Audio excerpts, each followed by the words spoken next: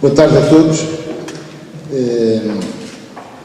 excelentíssimos colegas de painel, empresários presentes, convidados. Antes de vos falar sobre as nossas preocupações, queria felicitar o Diário das Beiras por este evento, que serve para lançar uma revista que, no mínimo, é o testemunho da evolução das empresas, da atividade económica da região. Faço votos que este evento se repita e acredito, já agora dizendo, que é bem preciso. As preocupações a que me referia são as preocupações dos empresários e das empresas da região centro, das associadas do movimento empresarial da região. É nestes fóruns que convém transmitir as preocupações. Os empresários, convém sempre referir e salientar, têm tido um comportamento exemplar, porque têm encontrado soluções e procurado perpetuar as suas empresas e os seus negócios. Partiram e instalaram-se em mercados dos quais pouco conheciam e assumiram riscos enormes. Na verdade, para muitos dos empresários e das empresas era a solução, provavelmente a única, empurradas por uma agenda governamental incontornável. Muitas empresas mergulharam num processo de internacionalização porque era alternativa para a sobrevivência e tiveram que superar a falta de preparação para não sucumbirem. A região centro continua a ter uma taxa de cobertura das importações pelas exportações acima de 115%, valor atingido em 2012. As exportações continuam a crescer perto de 5% e a taxa de decréscimo das importações acima de 5%. E tudo indicia que haverá uma melhoria bastante positiva da balança comercial. O crescimento das vendas da região centro para fora da Europa foi de 10%, contra um crescimento de apenas 2% na União Europeia. O que demonstra e acentua a procura em vender em mercados não tradicionais. O número de empresas que exportam na nossa região, que exportavam na nossa região em 2010, era de 3.800, que correspondia a 0,16%. Repito, a 0,16% das empresas da região, o que representava, mas mesmo assim representava, 21,6% das exportações de todo o país. O número de empresas que julgamos possível de atingir em 2013 como exportadoras é o resultado de um crescimento de cerca de 22%. Estima-se que cerca de 95% do universo empresarial da região do centro seja constituído por microempresas, seguindo o que é o standard do país, sendo a média de trabalhadores por empresa de 3 pessoas.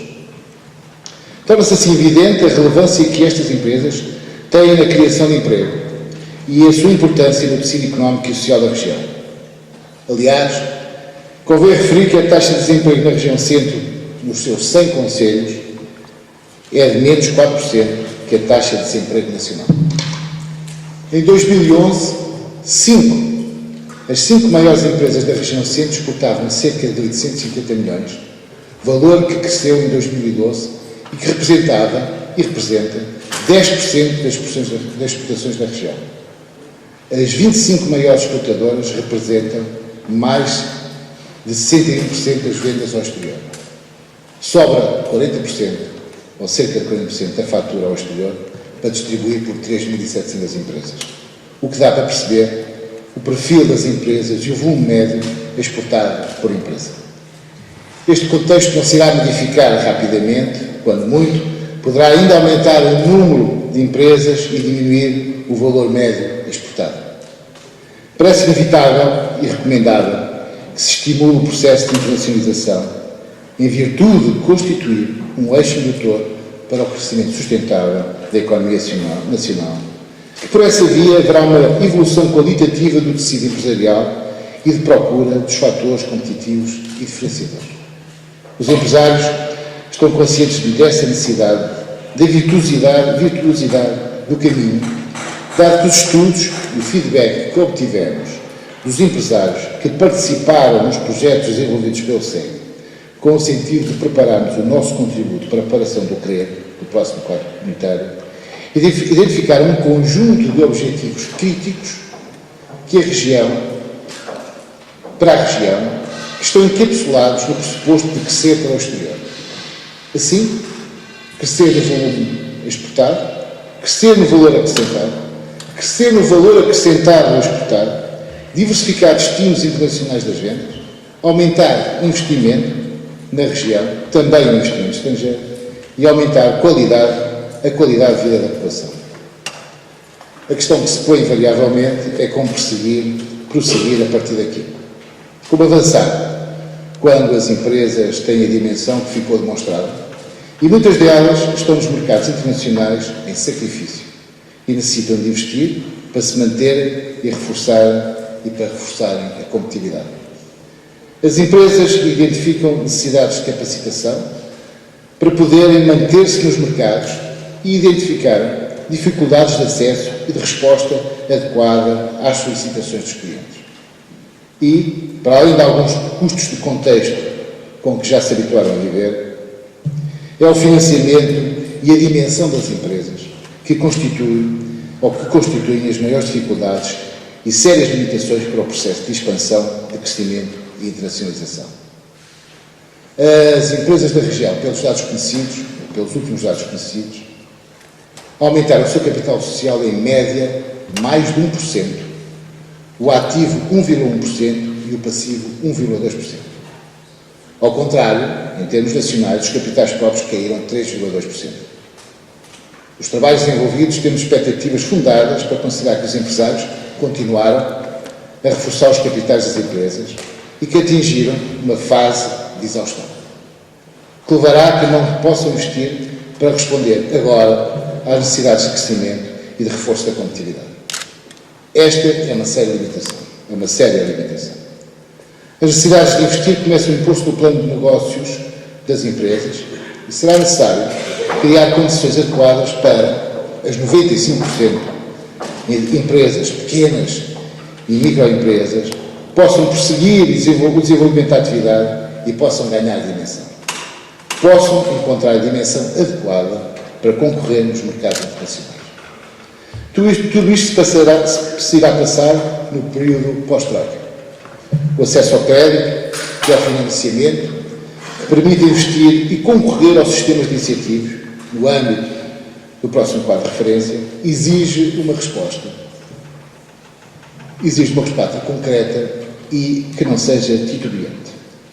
Há oportunidades para a região, como é o caso do processo de reindustrialização, que a Comissão Europeia considera crucial para o espaço europeu, em virtude do centro ter capacidade de competir com vantagens com outras regiões, em fatores que estão identificados, como é a qualidade de recursos humanos, os espaços de localização empresarial, da acessibilidade e de possuir um tecido empresarial multifacetado que pode responder de forma competitiva às necessidades de produção de quem aqui se possa localizar.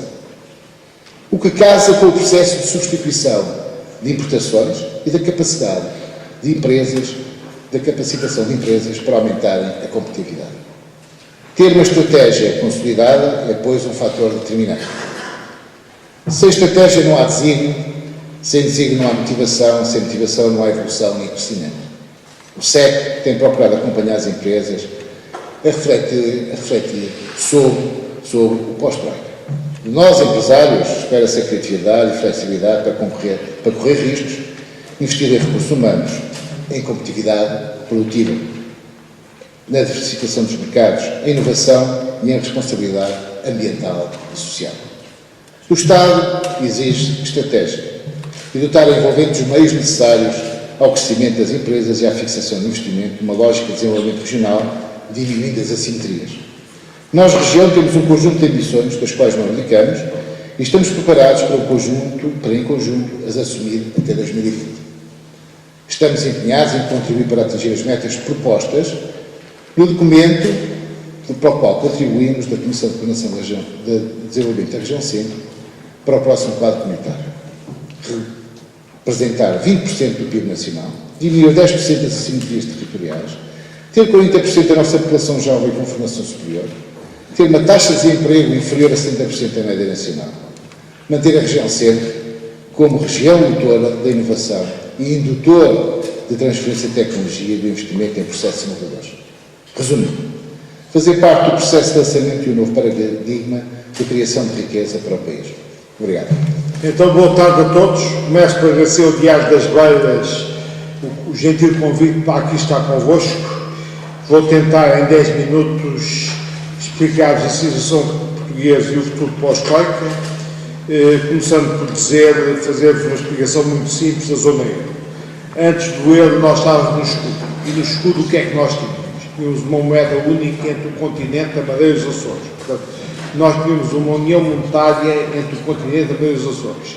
E tínhamos liberdade de circulação dos fatores de produção entre o continente, Madeira e os Açores. Esses 4 fatores de produção são pessoas, bens, serviços e capitais. E, portanto, nós no espaço português, com uma moeda que era o escudo, tínhamos uma união económica e monetária à escala portuguesa, a chamada zona escudo, com uma moeda única entre as 3 regiões e uma união económica entre as 3 regiões, que era permitida pela liberdade de circulação dos 4 fatores de produção. Devo dizer que várias vezes em Conselho de Ministros assisti à simpatia com que os Ministros das Finanças encaravam a hipótese da Madeira se tornar independente, porque se isso acontecesse, o Dr. João Jardim tinha que se safar com as faturas das dívidas que estavam a arranjar e não ficava dependente ou confortado pelo orçamento central em Lisboa. E isto tem muito a ver com a zona euro. É que nós tínhamos a União Económica e Monetária à escala portuguesa, com uma moeda única entre as 3 regiões, com a liberdade de circulação dos fatores de produção, mas tínhamos mais que isso. Tínhamos uma união política, que era o Estado português, que fazia com que a gente podia não gostar de pagar a fatura do Dr. Jardim, mas continuava a pagar, como continuamos a pagar. E, portanto, ninguém pôs a hipótese de a Madeira abandonar a zona escudo, haver uma independência da Madeira e eles que se governassem sozinhos, que a gente continuava comodamente em Portugal. E, portanto, o grande problema europeu é que a Europa conseguiu construir a zona euro, conseguiu chegar à 4ª fase da integração económica, que é a União Económica e Monetária, mas esta passagem à 5ª fase, que é a União Política, está-se a tornar particularmente difícil. E é fácil explicar porquê. Os Estados Unidos da América são uma União Política, mas é uma nação nova, 200 ou 300 anos, que obviamente não podia ser gerida aquele imenso território a partir de Washington, e portanto tinha que ter Estados, tinha que ter um governo federal em Washington, mas são todos americanos, vivam no Arkansas ou na magnífica Flórida, que eu bem gosto, que eu bastante gosto, mas ninguém põe o caso quando um Estado tem dificuldades, esse Estado sair dos Estados Unidos da América ou sair da zona dólar. Porquê? Porque há uma união política entre eles. Vejam o caso da união política entre a Alemanha Ocidental e a Alemanha Oriental. Foi a última união monetária antes que criámos o euro. A Alemanha Ocidental continua a pagar pesadamente para a Alemanha Oriental, mas ninguém põe em causa que aquilo é um Estado único, que a moeda entre eles seria única, quando era o marco, e porque entre a Alemanha Ocidental e a Alemanha Oriental, sendo o mesmo povo, embora tenham de estar há alguns anos artificialmente separados pelo comunismo, e isso não estava em causa. E, portanto, a grande questão que temos na Europa é que nós estamos naturalmente com dificuldades de passar da União Económica e Monetária, da zona euro, que não é mais do que a transposição para a escala europeia, do que tínhamos a escala nacional com a zona escuda, a zona peseta, a zona franca ou a zona marco, passar por a União Política à escala europeia. É evidente que não é realista pensar que países soberanos, com vários cheques de existência, como é o caso português, tenham uma União Política como Estados Unidos da América. Portanto, nós não vamos ter, obviamente, uma União, os Estados Unidos da Europa como os Estados Unidos da América. Mas há algumas regras que temos que ter, se temos uma moeda única, se temos liberdade de circulação dos fatores de produção do espaço europeu, da zona euro, há algumas regras que temos que ter em comum. Portanto, a Europa tem que avançar com um conceito de soberania partilhada, em que nós temos que perceber, quando fazemos o orçamento em Portugal, temos que ir a Bruxelas, sujeito a veto e disciplina de Bruxelas, que só assim é que os alemães estão tranquilos para poderem continuar a ajudar e que o euro se aguente e isto tudo não estoura. Portanto, se nós queremos que o euro se mantenha, nós temos que avançar para algum aprofundamento da cooperação dos países da zona euro. Não vamos chegar a uma cidadania europeia de um dia para o outro, mas os programas Erasmus, desenvolvidos por jovens universitários, já lhes dá uma consciência europeia que a minha geração não tinha. Nós queremos ser antes portugueses, espanhóis ou franceses, antes europeus, mas não há dúvida que se perguntar à jovem geração universitária, que já foi sujeita aos problemas Erasmus, querem voltar para trás e ter novamente fronteiras nacionais, não ter liberdade de circulação do espaço europeu, eles dirão que não. E eu sou particularmente sensível a isso, sou de uma geração que teve a guerra colonial, para ir de Portugal a Espanha precisava não só de passaporte, como de licença militar. E, portanto, eu sou particularmente sensível a isto. A nova geração não sente isto, não queria voltar para trás, mas só sentiria que era voltar para trás, como acontece àquele tipo, quando perde a saúde, é que percebe o bem precioso que tem, que é a saúde. Portanto, eu não acredito que as novas gerações europeias queiram acabar com o processo de integração europeia, queiram chorar com isto, e eu acho que não há alternativa a nós, europeus e portugueses, senão mantermos o euro e avançarmos para algum aprofundamento versus a união política, que significa soberania partilhada entre nós e não é cada um tocar o que sabe. Bom, isto para explicar o primeiro tema. Depois, qual foi o erro do euro? Eu digo aqui numa linguagem que costumo explicar aos engenheiros e aos engenheiros civis. Qualquer engenheiro civil sabe que o edifício aparentemente muito rígido é aquele que colapsa quando há um tremor de terra. Qual é o edifício que se aguenta face ao tremor de terra? É aquele que é flexível, que abana, que mexe, mas não para. E isto aprendia do Instituto Superior Técnico da teoria dos sistemas. Qualquer sistema aberto ao exterior tem que ter graus de flexibilidade suficientes para acomodar os choques externos.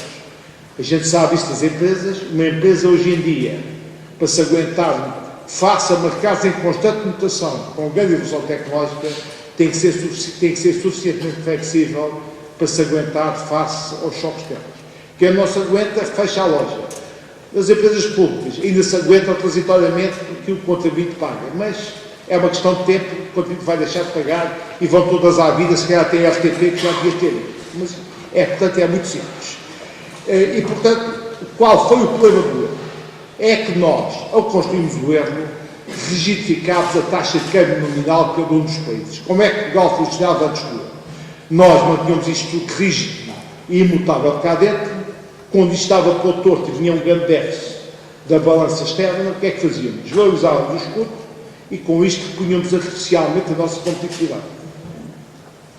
Baixando o preço das nossas exportações, aumentando o preço das importações e, no fundo, criando os trabalhadores chamado ilusão nominal, mantinham o salário nominal, mas levavam uma grande pantofada e os salários reais baixavam drasticamente. E, portanto, em termos de sistemas, o que é que a gente tinha aqui em Portugal?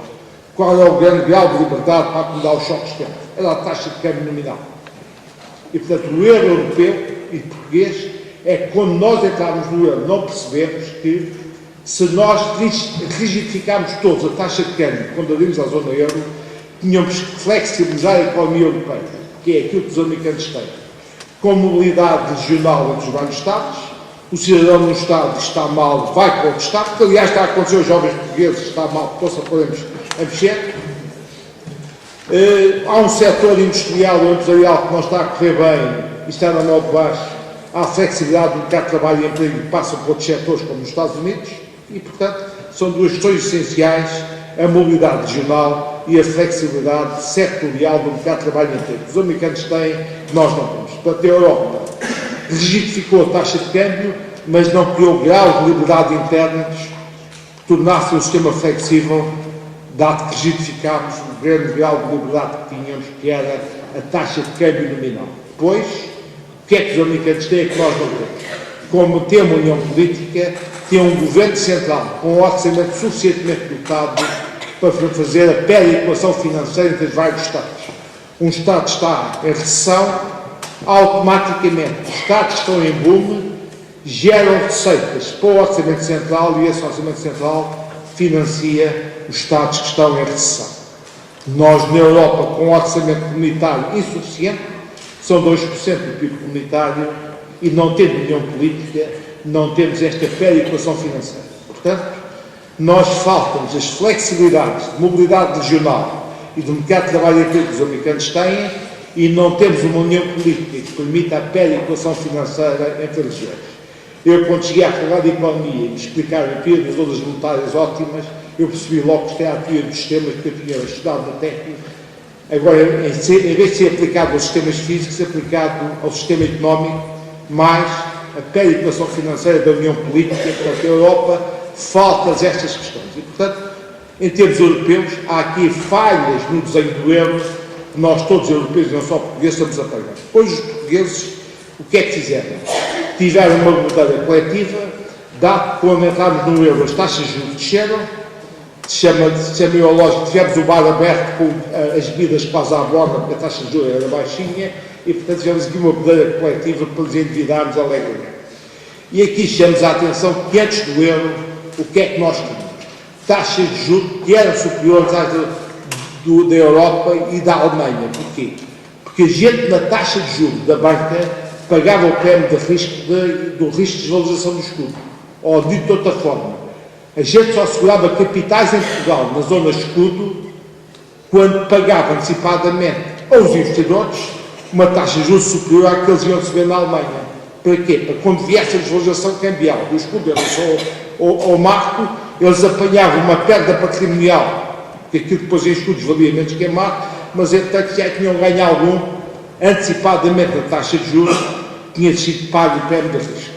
A gente entrou no euro, as taxas de juros desceram para taxas para os níveis alemães, porque desapareceu este risco de desvalorização cambial, ficámos na maior, já somos europeus, está tudo na maior, e portanto, tendo as taxas de juros descido, os bancos lançaram campanhas agressivas de crédito à habitação, crédito ao consumo e crédito para irmos de férias. E o pessoal alegremente embarcou nisso. Só que se esqueceu de um pequeno problema.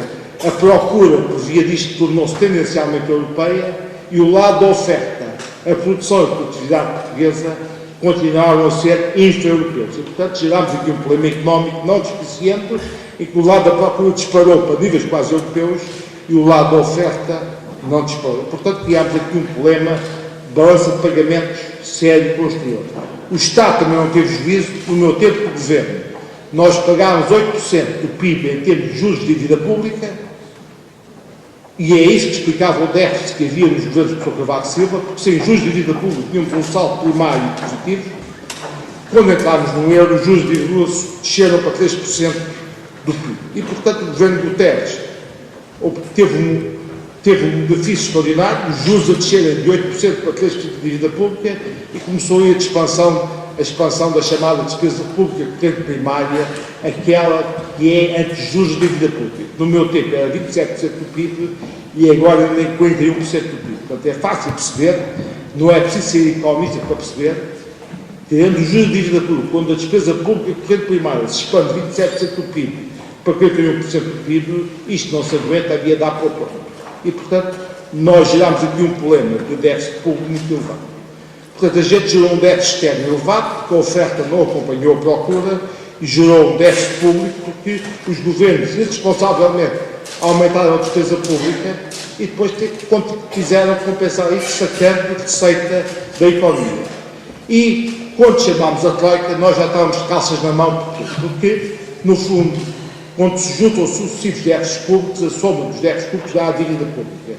E quando se somam sucessivos déficits externos, a soma dos déficits externos, como se diz em termos matemáticos, é um integral dos vários fluxos de déficit externo, dão um estoque de dívida externa e a gente, a partir de um certo momento, os criadores internacionais deixaram-nos financiar. É como os senhores terem um empréstimo na banca, começam a aumentar o empréstimo à banca, não ter rendimentos para isso, a banca corta-vos financiamento. Aconteceu o mesmo em Portugal. Portanto, a gente chegou à situação da Troika de calças na mão. A crise financeira, a senhora Merkel, criaram o problema todo. E dá a impressão que isto, Portugal e a Grécia eram uns paraísos antes da Troika, chegou a Troika, desculpem-me o termo, deixou isto tudo. Isto é ver o filme ao contrário. Nós criámos o problema com a lógica do bar aberto, das facilidades de financiamento, gerámos déficits públicos e déficits externos. Não eram sustentáveis, transformaram-se em dívida pública e dívida externa, e os bater com a cabeça no teto, e portanto entrou a Troika. Tinha que entrar, porque senão entrávamos em bancarrota e cortávamos, a gente não tinha dinheiro para importar alimentos, energia ou produtos farmacêuticos, medicamentos. E não vale a pena ter ilusões que não é por sermos do euro, tivesse moeda própria, resolvemos o problema. Porque no governo do Bloco Central, com Mário Soares e André Lopes, a gente tinha moeda própria, mas eles estavam preocupados em ter um estoque de dólares para financiar as importações. E já já não tinham esse estoque de dólares e, portanto, recorreram o FMI à mesma. Portanto, o ter moeda própria, a gente emitir senhas para o mercado doméstico, não vai nada lá fora, não resolve o problema. A gente tem que ter divisas, neste momento temos a felicidade de ter o euro, que é a nossa moeda, mas se tivesse escudos, a gente tinha que ter marcos alemães ou dólares para financiar as importações, porque não vale a pena ter ilusões, não é com moeda própria que o problema se resolve, como alguns aí quer dizer. E a Troika não criou o problema, a gente criou o problema também, facilitado por esta lógica europeia do balo aberto, taxas de juros baratinhas e portanto, grande liquidez, e chegámos à situação que estamos. E, portanto, os programas da Troika foram, como todos já percebemos, mal desenhados, porque a União Europeia não tinha experiência dada nesse assunto, chamou o FMI, foi a União Europeia e os alemães chamaram o FMI para fazer a Troika, e o FMI não tinha experiência de fazer ajustes em países, vários ao mesmo tempo, e numa União Monetária. O que a FMI sabia fazer, fez no nosso tempo de escudo, é ajustar cada país por si, ter moeda própria. Portanto, os programas foram mal desenhados, não havia experiência sobre esta matéria, nós também somos vítimas dos programas mal desenhados da Troika. Mas depois somos vítimas nós próprios. E aqui o PSD tem muita culpa. Porque o PSD, já do governo Barroso, Manuel Ferreira Leite, e doutor executivo com Passos Coelho e Gaspar, tem sempre uma deriva ideológica que é: nós arranjamos um super-ministro das Finanças, esse super-ministro vai resolver o problema das finanças públicas e depois vamos tratar dos outros problemas. E foi isto que aconteceu no início deste governo, com Passos Coelho e Gaspar, já tinha acontecido com Durão Barroso, Manuel Ferreira, só que na altura o problema não era tão grave como hoje. O que é que se verificou? Quando se faz isto, e estão-se nas tintas para o Ministro da Economia, que na altura era o professor Alessandro Pereira, que foi o tipo que aguentou esta fase inicial, não se liga nenhuma à economia, não se liga nenhuma aos empresários, cria-se um desalento total, cria-se um clima de pessimismo que só agrava os problemas da austeridade. E, portanto, o que é que percebeu nesta fase dos 2 anos iniciais do governo? É com esta lógica, com esta opção do PSD, de equilibrar, que já tinha feito, é a segunda vez que se repete esta série, já tinham feito anteriormente. Nós vamos resolver os problemas de finanças públicas, depois logo tratamos outros problemas, não resolvem nada porquê? Quando fazem isto e entram numa austeridade cega, não inteligente, a receita fiscal evapora-se, porque as empresas abrem falência, e abrindo falência não geram receitas, o desemprego aumenta, o IRS e o IRC vão abaixo, o IVA é aumentado demasiadamente e depois já não há poder de compra para satisfazer o consumo e o IVA vai abaixo, subiram a taxa, mas a receita diminuiu, e portanto o lado da receita fiscal não era aquilo que estavam à espera, porque a economia falhou. Não estavam à espera disto, como aliás o professor Gaspar acabou por confessar. Do lado da despesa, como aumentou a despesa social com o subdesemprego, a despesa aumentou, não estavam à espera. E, portanto, em termos de déficit público, tirando as medidas solidárias, como aquelas de roubar os fundos de pensões da banca e outras coisas do género, se forem ver, o déficit não melhorou grande coisa em relação ao início disto. Portanto, o governo falhou no tempo do déficit público, exageros da Troika, exageros do PSD, de acordo com a sua lógica habitual. A única coisa que conseguiram fazer, e é fácil de explicar, foi travar o déficit externo. Porquê? Se cortam violentamente a procura interna, se os empresários portugueses com grande mérito percebem que não há mercado doméstico, tem que se virar para o exterior, isto só incentivou a viagem para o exterior. E o grande mérito dos exportadores portugueses, mesmo com uma zona euro e uma Europa em recessão, foi conseguirem conquistar cotas de mercado. E, portanto, do ponto de vista externo, a gente aparentemente tem o problema resolvido, o país está em equilíbrio. Se está em equilíbrio significa que a gente já está com um consumo idêntico ao nosso nível de produção, já não precisa baixar salários, isso é um erro do FMI, porque já estamos equilibrados em termos de produção e consumo, em termos do país, já não precisamos baixar salários. Agora, o problema que nós resolvemos ainda é o problema das finanças públicas. Há uma discrepância pública com um déficit público elevado, significa que é o setor privado, neste momento, empresas e famílias, que está a financiar largamente o Estado para compensar, de facto, a discrepância do Estado. E o Estado falhou completamente, este Governo, no ajuste estrutural da despesa pública. Eu costumo dizer, se é para aumentar impostos e cortar vencimentos a funcionários públicos e aos pensionistas, Isso também eu sei fazer, não é preciso um Ronaldo da macroeconomia para resolver esse problema. Foi o que foi feito no tempo do professor Gaspar. Isto também eu sei fazer, qualquer tipo sabe fazer. O que era preciso, em vez de fazer cortes horizontais no Estado, é preciso fazer cortes verticais. Uma reforma do Estado em que a gente dizia o que é preciso cortar, os organismos socialmente inúteis, esses cortes, mandam os funcionários para casa e não venham com histórias, não é preciso fazer uma lei para ser julgado do Tribunal Constitucional. Aqui o Tribunal Constitucional não tem culpa de votação. Já havia uma lei de mobilidade do tempo do governo Sócrates, que eu confio, aliás, um membro deste governo, dizer o seguinte: vocês fecham os organismos que não servem, que são inúteis, mandem o pessoal para cá, no primeiro momento esse pessoal fica a ganhar 50% do que estava a ganhar, com os funcionários públicos, já fazem uma poupança significativa, depois ao longo do tempo até reduzem esses salários estabelecidos, poupam na água, na eletricidade, nos consumos correntes desses organismos que não são necessários e depois pagam decentemente aos funcionários que nós precisamos. E o que é que está a passar? Como nada disso foi feito, não houve cortes estruturais na despesa pública, não houve cortes verticais, foram cortes horizontais. O que é que está a acontecer?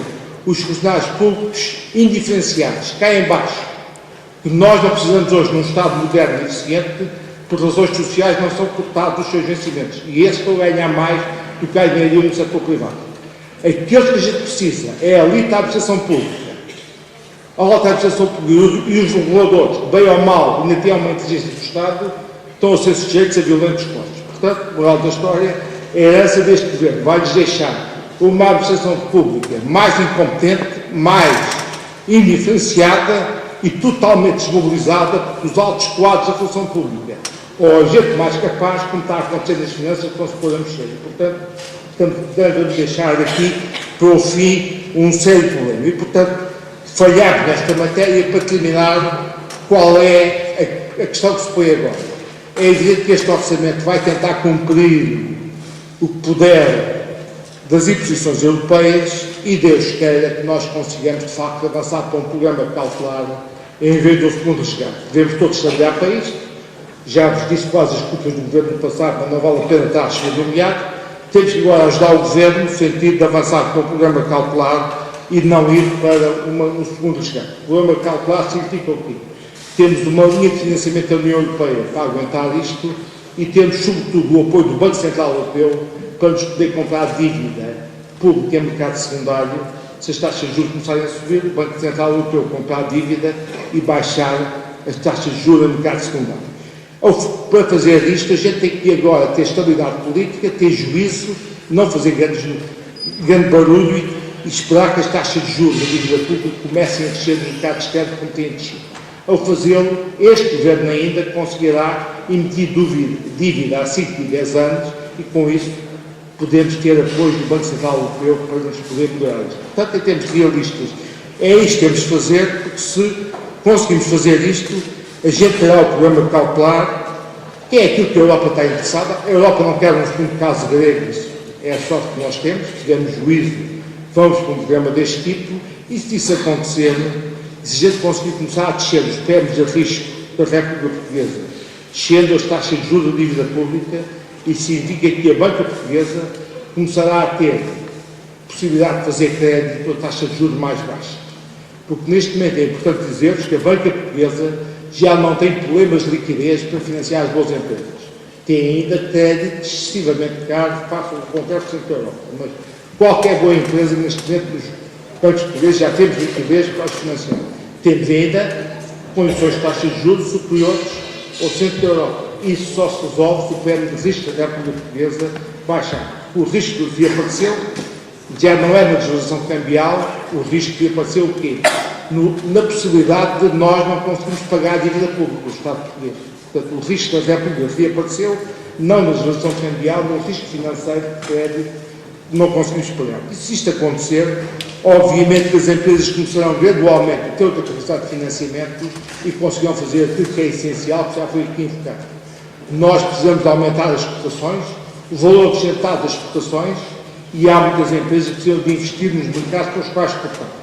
Dou-vos um exemplo. Em Angola, as empresas de bebidas têm exportado muito para Angola, mas têm que ter consciência que o governo angolano vai aumentar as taxas alfandegárias para favorecer a industrialização de Angola. Portanto, estas empresas que antes exportavam com um bocado de Angola, e que agora fazem investimentos lá para produzir a partir de Angola. Portanto, há muitas empresas portuguesas que estavam a exportar, têm que passar agora para a fase de investimento físico nos mercados para os quais querem exportar. Isso precisa, obviamente, ter condições de financiamento com taxas de juros mais aceitáveis e precisam ter movimentos de dimensionamento e concentração. Nós temos uma estrutura empresarial extremamente pequena, pulverizada e atomizada. Esta história, estamos sempre a falar de PMEs, é muito bonito, mas PMEs é bonito sobre empresas grandes. Se houver muitas microempresas, então o que a gente tem, empresas em mínima dimensão, elas não têm só por si capacidade de aumentar a produtividade, não têm escala para isso e não vão ter capacidade de exportar e acesso aos mercados externos e internacionalizar. E, portanto, não é só questão de taxa de juros, esperemos que isto se acalme e comece a descer, com o tal programa cautelar, se todos tivermos juízo. Estou convencido que aí vamos conseguir fazê-lo, mas a fase seguinte para o histórico implica que, com taxas de juros mais decentes, forçamos a aposta nas exportações de produtos de maior valor acrescentado, temos que investir mais no estrangeiro, no mercados fora da Europa, e para isso precisamos de ter maior dimensão de empresas portuguesas. Portanto, esta história de apoiar só os pequenos e os micros é muito bonito, mas não leva lá nenhum. A tendência natural de uma pequena empresa é tornar-se média, e uma média é tornar-se grande. E uma micro é tornar-se pequena para depois ser média. Portanto, esta história de só apoiar o pequeno e o pequeno é que é bonito, se ficarmos nestas, estamos condenados ao fracasso na economia portuguesa. Portanto, isto são ideias, a meu ver, são muito importantes para o pós-histórico. Muito obrigado. Diário das Beiras, o convite para estar aqui hoje convosco, tenho imenso gosto nisso, e eu de facto pensei em que é que podia eu próprio aprender com uma audiência que eu tinha a certeza que ia estar assim bem preenchida como esta, e com empresários e com pessoas mais novas, e pensei trazer-vos esta ideia das cidades do crescimento, não ditado do conhecimento, mas é do crescimento. Mas achei que não valia a pena corrigir, uma vez estávamos numa cidade de conhecimento como é Coimbra. Eu tinha pensado começar por algumas simplificações para ajudar a perceber a crise, ou se quiserem, a situação que estamos a viver. O engenheiro Amaral explicou muito bem, e portanto simplificando ainda mais, só para ficar claro às vezes aquilo que não é tão evidente quando não se olha para a fotografia de um ponto mais distante. Estas dificuldades nacionais de que o engenheiro Amaral falava de forma muito clara e muito simplificadamente resumem-se, como tem sistematicamente ouvido falar nos últimos tempos, nesta ausência de competitividade, estamos sempre a ouvir falar da ausência de competitividade, nos salários altos, nesta convicção de que há salários altos em Portugal, e no peso do Estado. Estas três variáveis são as que mais marcam a situação política nacional. É importante perceber que nós chegámos aqui porque existia uma espécie de conspiradores escondidos numa cave que iam construindo tudo isto para que não funcionasse. Isto acontece porque logo a seguir à ditadura, que foi um período em que Portugal cresceu, à custa da liberdade e todos esses aspectos, mesmo os mais novos, pelo menos aprenderam na história. Logo a seguir a esse crescimento muito marcado pela guerra, quando veio a Revolução e o 25 de Abril, a primeira coisa que se fez, procurando ajustar todos esses desequilíbrios que tinham sido causados por um Portugal menos igual, chamamos assim, foi um crescimento dos salários. Um crescimento dos salários na ordem dos 30%, que começou a explicar porque é que hoje dizemos e continuamos a dizer que, por exemplo, na função pública ainda se paga bastante acima daquilo que a produtividade permitiria pagar. A seguir a esse crescimento dos salários, quando começámos, depois de intervenções do FMI, a preparar a nossa adesão à União Europeia, como o engenheiro Amaral também explicou, como já não podíamos valorizar o escudo, tivemos de indexar o escudo às moedas mais fortes europeias. E, portanto, de novo, a nossa moeda ficou muito acima, o valor da nossa moeda, o euro, comparado com o escudo, ficou outra vez muito acima da nossa produtividade.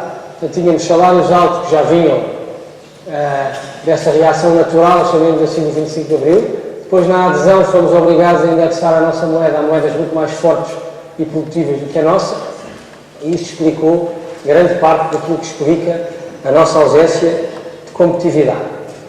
E o que é que foi acontecendo à economia portuguesa? Foi ficando muito marcada por um Estado, também em nome desses desequilíbrios que vinham de trás, foi tentando incentivar a economia, construindo um modelo de investimento público muito baseado na construção de um Estado de Previdência, na construção de um Estado social. Quando hoje ouvimos dizer que é preciso reformar o Estado, e quando hoje discutimos a necessidade de cortar em bens que nos parecem básicos e dos quais, no limite, não estaríamos dispostos a abdicar, como a saúde e a educação, explica-se por esse crescimento económico que foi sempre feito em torno do Estado, porque o Estado estava a tentar construir um sistema de previdência melhor do que aquele que existia. E a quarta consequência disto, como o engenheiro Mira Amaral também falava das PMEs, foi que subitamente descuidámos um pouco a economia, todas as empresas foram organizando para servir esta máquina pública e, de repente, 85% das empresas nacionais eram empresas com menos de 4 trabalhadores. Micronegócios, que quando a economia mexe, abanam como um castelo de cartas, porque não têm, na sua solidez financeira, nenhuma capacidade de reagir a esses fluxos da economia. Bom, isto também nos ajuda a tornar mais óbvio, se quiserem, este programa de ajustamento, desenhado com alguns excessos lá fora, mas que de facto procurava atacar estas fragilidades. E isto serve sobretudo para dizer e para introduzir o tema que gostava de partilhar convosco, sobretudo para ouvir depois a vossa opinião. De facto, Portugal não precisa nos próximos anos de grandes teorias macroeconómicas. Quando nós ouvimos falar em tentativa de reduzir salários, percebemos exatamente porque é que isso acontece. Quando ouvimos falar de reforma do Estado, percebemos porque é que isso acontece. E o que sabemos é que essas reformas não estão a ter o retorno imediato que se esperava que pudessem ter, porque de facto depois na base da nossa economia estão empresas muito pequenas, desse ponto de vista pouco competitivas, e na maior parte dos casos, fora do outro palavrão que tenho ouvido falar, fora dos setores transacionáveis da economia. E portanto com grande dificuldade em vender os seus produtos ou os seus serviços fora do mercado nacional, e, portanto, muito marcadas pela procura interna, que não vai retomar tão cedo no próximo ano. E quando eu digo, de facto, com grandes teorias macroeconómicas, provavelmente não vamos lá, é porque existem pelo menos duas interessantes teorias económicas neste momento, e que gostava também de partilhar convosco, e que eu acho que se ajustam muito bem à situação portuguesa. A primeira diz-nos o seguinte: a primeira diz-nos que que nos estamos a esquecer de uma variável quando analisamos esta falta de competitividade. E essa variável é o facto de as empresas que não são competitivas não saírem, ou se quiserem, não serem expulsas rapidamente do mercado. Eu estou a medir as palavras do que estou a dizer. Quando uma empresa não é competitiva, o que é que ela faz? Quando uma empresa não é competitiva, endivida-se, não consegue sozinha gerar o cash flow que precisa, depois de se endividar para pagar os juros, ou se quiser, o custo da sua dívida, tem que baixar salários, tem que tentar reduzir os custos de produção, como não consegue poupar na matéria-prima num país tão dependente como é Portugal, só tem os salários para reduzir. E entra numa espécie de ciclo vicioso, tentando baixar os preços de forma artificial, quando o seu problema é que, pura e simplesmente, já não tem lugar numa economia como a portuguesa, num contexto que julgo que todos aqui partilharão, como o engenheiro Mira Amaral também sublinhava, num contexto europeu do qual não queremos sair. A segunda ideia é, então, como é que uma economia portuguesa, uma economia pequena como a portuguesa, marcada por todas estas fragilidades, consegue sair desta situação. Há um termo também muito usado, já se tornou quase tão usado, começa a perder significado, isso é muito perigoso nas palavras, que é o termo da inovação. Inovação. Mas a inovação não basta nós dizermos que queremos fazer. Não só não se decreta, como não basta desejá-la, é preciso criar as condições para que ela apareça. E para que isso aconteça, há de novo uma preocupação que esse sim os governos deviam ter. E que tem a ver com a situação que estamos a viver agora, e que passa pelas reduções dos salários, que é, se nós, numa economia que se pretende inovadora, vamos supor, e vou-vos explicar depois a seguir, para terminar, como é que estas cidades do crescimento se propõem a resolver esse desafio da inovação. Se nós, numa economia inovadora, não formos capazes de reter em alguns dos setores competitivos da economia as pessoas que os sabem fazer, nós não vamos depois cumprir o célebre aprender fazendo, que é o ciclo da inovação só se torna realmente competitivo depois de passar a curva da aprendizagem. Isto é, eu hoje invento o iPad, ou o iPhone, do Steve Jobs, e só passada a curva da aprendizagem de produzir este aparelho, que provavelmente muitos de nós têm no bolso, só depois disso é que eu começo verdadeiramente a ganhar dinheiro.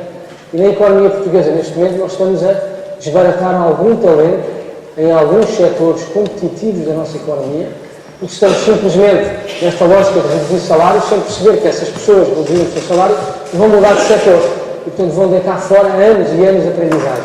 Portanto, aí devíamos focar muito a atenção neste momento das reformas atuais, em dizer ao Governo, parem neste momento com o ajustamento dos salários, então vamos perder mais competências em fatores que são competitivos. Bom, eu disse-vos que ia simplificar muito, até para cumprir os meus 10 minutos, e isso permite-me entrar nesta ideia das cidades do crescimento. Se for verdade que Portugal precisa de inovação para gerar, se quiserem, produtos tão inovadores, tão transacionáveis como é um iPad, como é um iPhone, como é a Via Verde, que é nossa, já agora, se é de facto nisso que a economia portuguesa deve apostar, nós precisamos de criar as condições para que isso aconteça. Há um economista, o segundo economista, eu o primeiro não citei o nome porque achei que não valia a pena, mas este gostava de citar, chamado Paul Romer, que é um economista ainda muito desconhecido, mas eu não me espantaria se ele em breve ganhasse o Nobel da Economia. Este Paul Romer tem dedicado a sua vida toda a pensar nestes termos, neste desafio da inovação. Em 86, quando saiu da universidade, escreveu a sua tese de doutoramento, que foi tão marcante para a economia mundial que ele decidiu sair da economia, com medo de nunca mais vir a escrever nada tão interessante e tão estruturante para a economia. Que é uma teoria que todos conhecem, porque ele demonstrou que a teoria dos retornos decrescentes não é verdadeira. A teoria dos retornos crescentes, que toda a gente conhece, mas percebe, que é a partir de determinada altura o investimento começa a gerar retornos crescentes, tem uma espécie de curva e ponto ótimo a partir do qual já não consegue gerar dinheiro, e o que o Romer vai dizer é, não, isso não é verdade.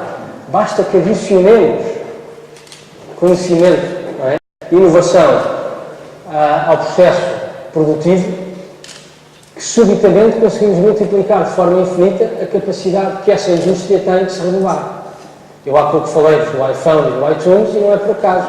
A indústria musical estava morta antes de ter sido inventada, estava completamente a ser vítima da teoria dos retornos crescentes e depois surgiu uma inovação que alterou por absoluto a indústria musical e ela voltou a gerar retornos que pareciam impossíveis à luz da teoria económica. Então este Paul Romer, que teve estes anos todos fora a lançar negócios de startups, voltou em 2010 com uma ideia muito simples, que é a ideia que ele chamou das Charter Cities. A melhor tradução para português, depois perceberão o conceito, é talvez as cidades floral, pensando nas cartas de floral que davam autonomia às cidades nos tempos mais medievais.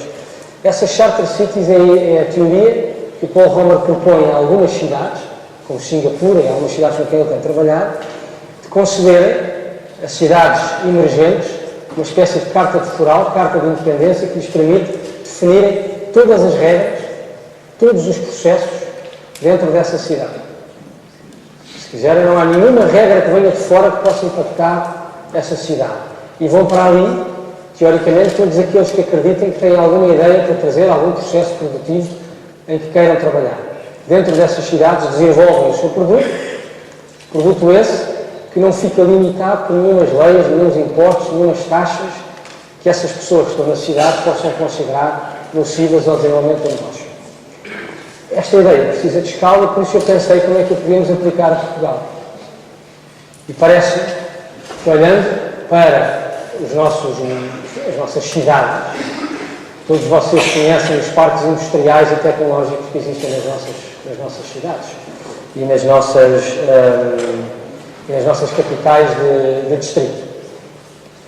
Se nós transformássemos todos esses parques tecnológicos em cidades do crescimento, e por isso eu me dei o nome, Criaríamos rapidamente zonas neutras, zonas fiscalmente neutras, que recebiam a mesma carta de foral que as cidades do conhecimento de Paulo Roma. Criávamos zonas neutras do ponto de vista fiscal, às quais era possível aplicar toda a inovação, ou, na pior das hipóteses, era possível tentar reconstruir todos esses micronegócios constituídos por empresas com menos de 4 trabalhadores que estão a tentar sobreviver nos setores não transacionais. E tentar dizer, estou aqui um espaço onde vocês vão poder desenvolver de forma livre as vossas ideias para construírem negócios mais competitivos. O engenheiro Mira Amaral também vos explicou que no pós-Troika, como é evidente, deve ser a pergunta que todos estão a fazer a vocês próprios neste momento, no pós-Troika não vai haver acesso a dinheiro fácil, já não há agora, e não vai haver no verão de 2014. Independentemente de Portugal entrar ou não no verão cautelar, o dinheiro vai ser mais rateado. Vai ser muito mais difícil chegar a dinheiro. Estas ideias precisam de dinheiro, mas têm logo à partida um problema enorme. Como não são ideias testadas, os bancos não apostam nelas, porque não vão cumprir nenhum dos rácios que precisam de cumprir para receberem o crédito que precisam. Como o Estado não vai ter dinheiro para investir, como é que se pode, de facto, financiar as cidades do crescimento? Antes de vos dizer isso, uma nota importante, porque às vezes as pessoas perguntam, mas quando se está sempre a dizer que as nossas empresas são muito pequenas, quando se está a dizer que não são competitivas, deixem-me dar-vos um exemplo, e eu já fui muito criticado por isto, mas acredito genuinamente no que estou a dizer, e portanto bato-me pelas minhas convicções. Deixem-me dar-vos um exemplo que em Portugal é penosamente não competitivo, e por mais que nos custe dizer isso, tem de facto de ser corrigido. O setor dos cafés e dos restaurantes. Existem em Portugal 81 mil cafés e restaurantes. É um café e restaurante por cada 124 habitantes. Em França, o país dos restaurantes, das estrelas Michelin, há um café e restaurante por cada 290 habitantes. Em Inglaterra, há um café ou restaurante por cada 480 habitantes. E, portanto, nós criámos um mercado muito fácil, de microempresas, onde normalmente há o marido e a mulher. Enfim, é que eu chamei, talvez de forma um bocadinho fria, mas uma espécie de desemprego escondido. Sobreviviam com IVAs que os facilitavam, de uma maneira que lhes dava uma competitividade que eles não tinham, e que neste momento estão a sofrer de uma forma massiva os efeitos desta crise. Já fecharam 10 mil e vão fechar mais. 10 mil cafés e restaurantes fechados são 80 mil pessoas no desemprego. 80 mil pessoas no desemprego explica depois estes números assustadores com que estamos a viver. E, portanto, é importante ter um sítio, ter uma solução para estas pessoas. Porque é fácil dizer que corrijam, do ponto de vista macroeconómico, um setor que não é competitivo.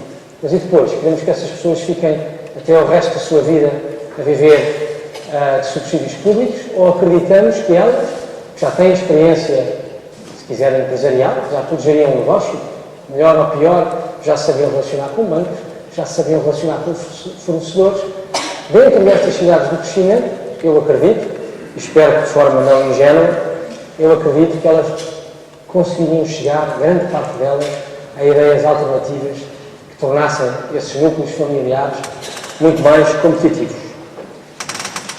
Pergunta final e argumento final. Como é que isto se financia?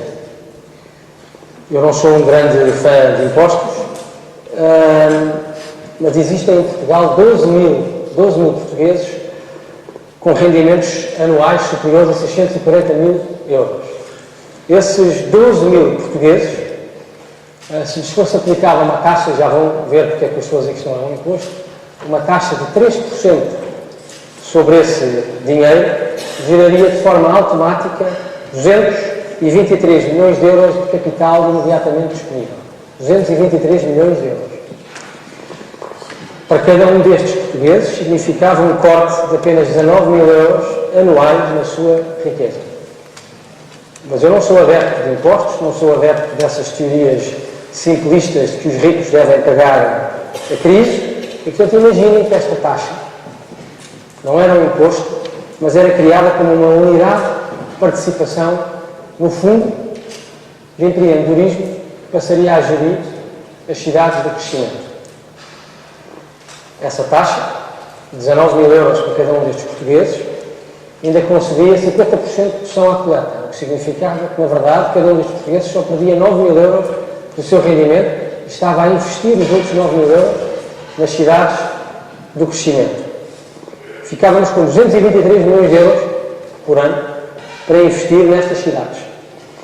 Há 20 distritos em Portugal. Se tivéssemos uma cidade por cada um destes distritos, teríamos 11 milhões de euros disponíveis por cada cidade do crescimento. Imaginem aqui em Coimbra haver um polo de desenvolvimento, uma pequena cidade de crescimento, que tinha 11 milhões de euros por ano para investir em negócios que ajudassem a economia portuguesa a reestruturar-se, que ajudassem a economia portuguesa a procurar inovação. Eu acho que não é difícil, eu acho que não é impossível e acho que, muito provavelmente, uma ideia como esta só nascerá em cidades que não estejam no centro, na capital, cidades como Coimbra, que têm um passado histórico extraordinário e que, se de facto sentirem que as cidades do crescimento podem ser uma ideia, podem conduzir este processo daqui para a frente com a energia toda de quem está aqui no dia-a-dia a viver as dificuldades ainda maiores que se sentem quando nos afastamos dos centros de decisão que existem em Portugal. Como vos disse, isto é uma ideia, gostava de partilhar convosco e, sobretudo, de ouvir a vossa opinião. Muito obrigado.